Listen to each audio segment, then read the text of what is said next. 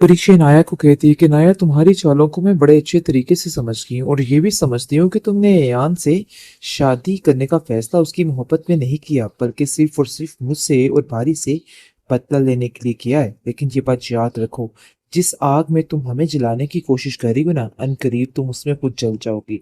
फिर तुम्हारे हाथ कुछ नहीं आएगा, बिल्कुल अकेली और तन्हा रह जाओगी।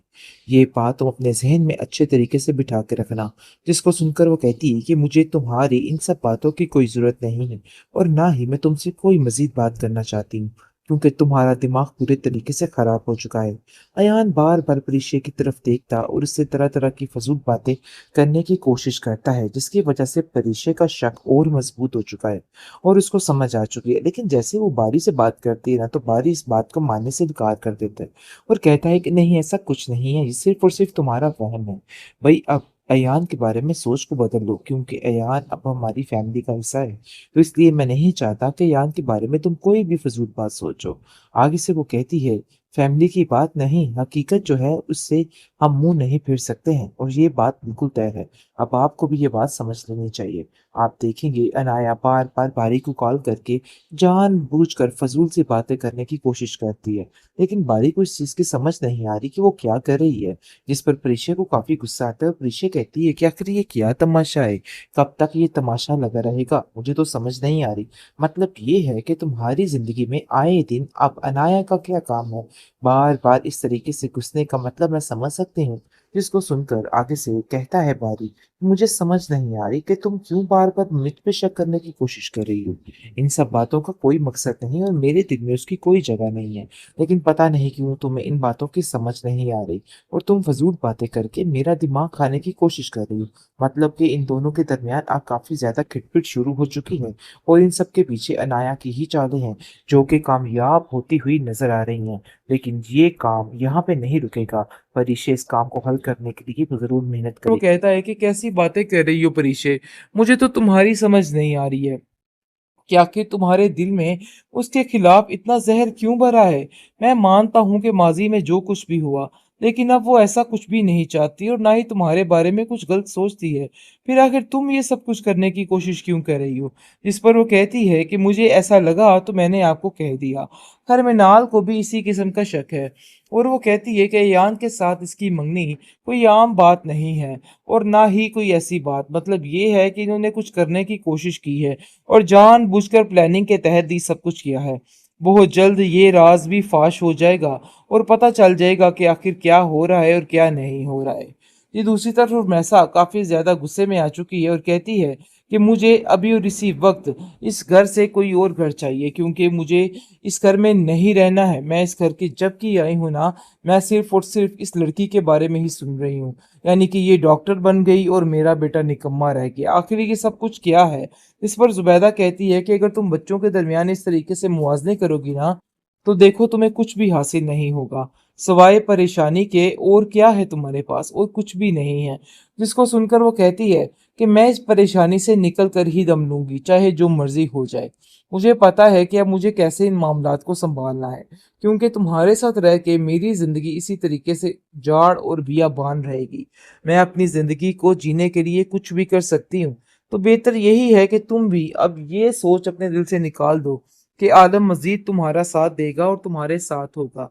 बहुत जल्द उस पर तुम्हारी हकीकत खुल जाएगी और सारा कुछ खुल के सामने आ जाएगा। फिर सारे राज फाश हो जाएंगे कि तुमने किस कदर घटिया हरकतें की हुई हैं। अनाया और अयान दोनों मिलकर बड़े बुरे तरीके से जाल फंसाने की कोशिश कर रहे हैं परीक्षे के ऊपर। परीक्षे बेचारी परेशान हो चुकी है कि आखिर ये सब कुछ क्या हो रहा है और वो कहती है कि अयान, तुम्हें शर्म आनी चाहिए। तुम्हें मंगनी कर रही है, मतलब ये है कि तुम्हारी मंगनी हो चुकी है उसके साथ, अनाया के साथ, लेकिन इसके बावजूद तुम्हारा दिमाग इतना गलीज तरीन तरीकों पे कैसे जा रहा है? मतलब ये है कि ये सारी हरकतें करके तुम ये साबित करना चाह रहे हो कि तुमने अनाया के साथ मिलके ये साजिश की थी, जिसकी वजह से ये सब कुछ हो रहा है। आप देखेंगे कि वो काफ़ी ज़्यादा अयान गुस्से में आ जाता है और कहता है कि देखो, मुझे ये चिक-चिक बिल्कुल भी तुम्हारी पसंद नहीं है, तो बेहतर यही है कि इस तरह की कोई बात ना की जाए।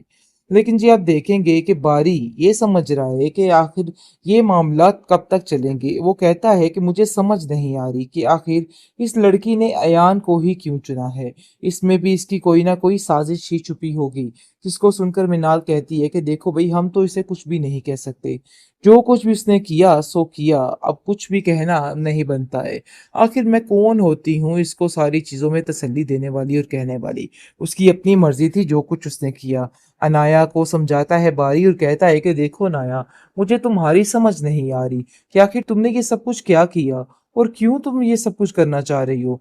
मतलब ये है कि तुम्हें पूरी दुनिया में अयान के अलावा और कोई लड़का नहीं मिला था। तुमने अयान को ही इन सब चीज़ों के लिए क्यों चुना। इस पर वो कहती है कि मैं किसी को जवाबदेह नहीं हूँ, तो बेहतर यही है कि मेरे साथ इस किस्म की कोई भी बात ना की जाए। मुझे किसी बात से कोई सरोकार, कोई लेना देना नहीं है। मैं सिर्फ और सिर्फ आपको इतना समझाने की कोशिश कर रही हूँ कि चाहे जो भी हो, अब आपको ये बात समझ जानी चाहिए। आप देखेंगे कि परिशे काफी हैरान और परेशान है।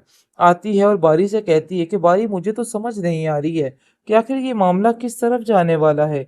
आखिर कब तक ये तमाशे ऐसे ही चलेंगे। मुझे तो इस चीज का इल्म ही नहीं हो रहा है। आप देखेंगे कि वो कहती है कि मुझे नाया और अयान की हरकतें काफी ज्यादा मशकूक दिखती हैं। जिसको सुनकर वो कहता है कि कैसी बातें कर रही हो परिशे, मुझे तो तुम्हारी समझ नहीं आ रही है कि आखिर तुम्हारे दिल में उसके खिलाफ इतना जहर क्यों भरा है। मैं मानता हूँ कि माजी में जो कुछ भी हुआ, लेकिन अब वो ऐसा कुछ भी नहीं चाहती और ना ही तुम्हारे बारे में कुछ गलत सोचती है। फिर आखिर तुम ये सब कुछ करने की कोशिश क्यों कर रही हो। जिस पर वो कहती है कि मुझे ऐसा लगा तो मैंने आपको कह दिया। खैर मृणाल को भी इसी किस्म का शक है और वो कहती है कि अयान के साथ इसकी मंगनी कोई आम बात नहीं है और ना ही कोई ऐसी बात, मतलब ये है कि इन्होंने कुछ करने की कोशिश की है और जानबूझकर प्लानिंग के तहत ही सब कुछ किया है।